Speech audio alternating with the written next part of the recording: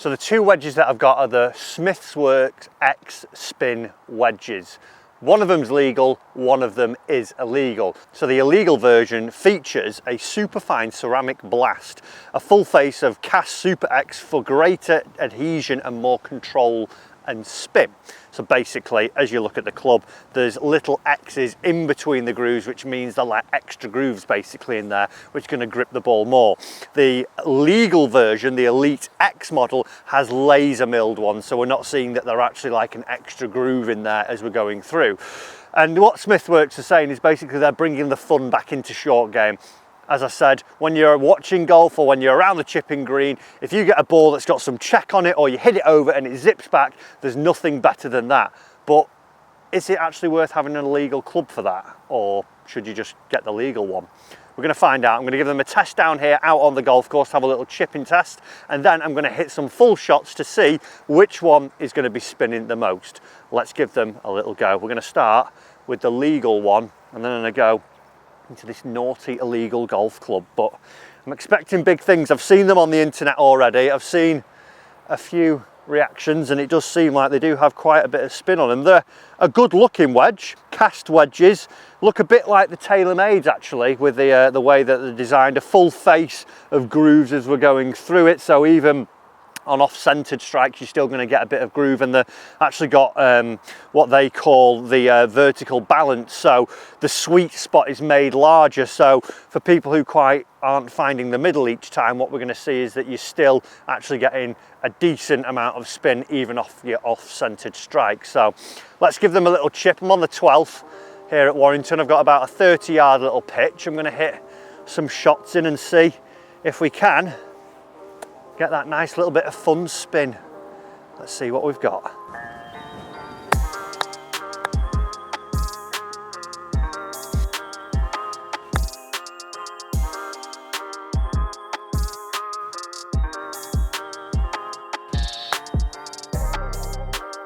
Initial thought when you put the club in behind the golf ball, good looking club to be fair. Leading edge sticks out a little bit too much for my liking, but probably wouldn't be too much of an issue for a lot of people. Lovely weight to it.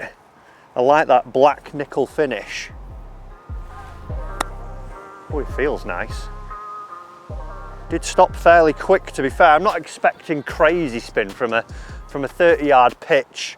When the ground's a little bit moist, I'd maybe expect a little bit of a skid and a stopping, but I wouldn't expect to see it coming back at me from this distance. Oh wow, that one bounce and stopped pretty much. That was spinny. If that's the legal one and that stopped that quickly, I can only imagine what the illegal one's going to be like. Oh, that was spinning.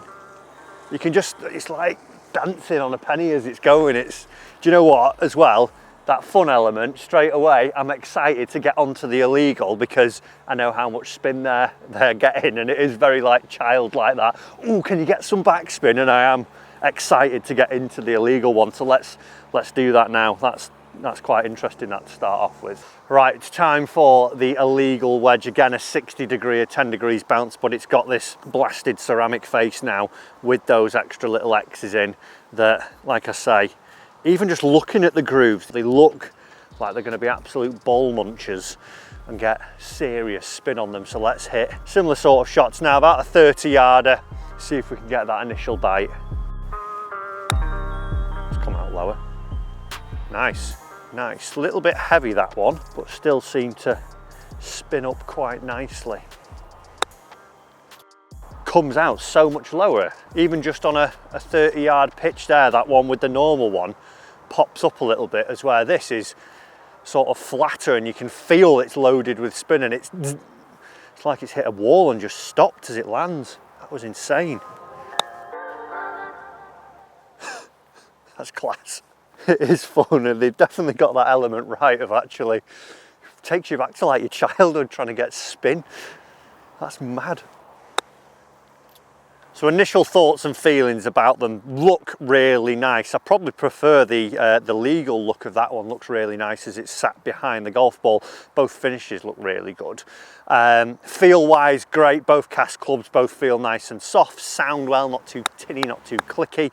And then the spin factor, which I think everything about these wedges is all about the spin. Definitely with the legal one still seeing a nice amount of spin with it. That illegal one, you can tell that when you're going to get up to those fuller shots, that is going to start ripping back for sure. Even on the 30-yard pitches, hitting some of those in there, you are seeing it literally bounce and stop and grab very quickly. I think, like I say, once I hit a full shot, which we're going to go and do now, I just want to hit one shot with each from sort of 70 yards in, just to see how much spin they would generate on one shot. Then we're going to actually put them to the test on the launch monitor to see how much spin we're getting, and is it actually worth buying a legal wedge, or should you just stick with the legal one because it does the same job? Let's go and hit that full shot, then get onto the practice ground. So we'll go a legal wedge first, get some spinny winny on this. That's coming low and that's going to spin. Okay, not my best strike. Let's just hit one more with the illegal. Oh, that should spin. That should spin. Yeah, that's spinning. That had a fair amount of rip on it. Let's hit two with the legal now and see what happens with this one. Oh, that felt spinny. That had some rip on it. Okay, one more.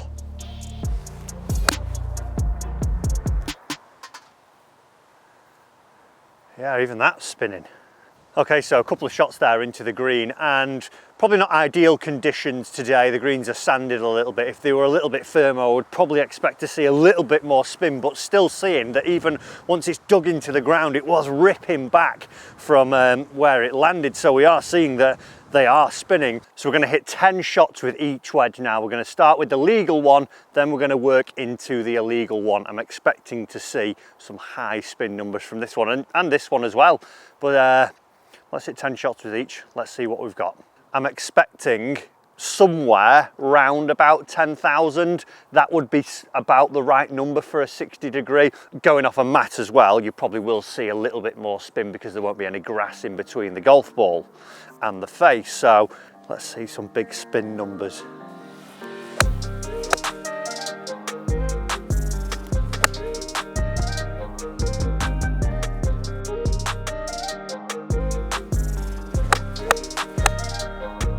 Very consistent, very, very consistent.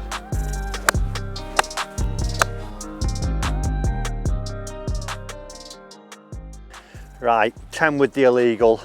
I'm super, super excited to see what the spin numbers are going to be here. Let's see if it is a spin machine. God, you can feel it almost going up the face, that's mad. Oh, that's going to have loads of spin on it. I'm just going to take any moisture off the face as well. We don't want it slipping off. I'm also going to wipe off all the ball remnants that seem to appear just after 3 shots. That's one thing definitely you would have to watch if you were buying these.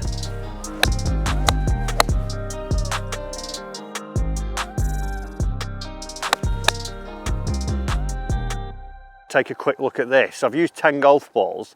Look at the state of that. That's one shot. So if you're doing that out on the golf course, that's one thing to bear in mind. You're going to go through a heck of a lot of golf balls. If you're using something like a premium golf ball with the urethane cover, it's going to shred it up very quickly. So that's 10 shots with each wedges, and like I expected, the illegal one has come out on top in terms of spin numbers. It's spinning at 10,700 revs, which is quite a lot. For me, I don't generally spin the golf ball that much. We saw with the legal one, that was spinning at 7,000, both carrying around the same distance, 83.3 and 83.4, so pretty much identical. Ball speed's pretty much identical as well.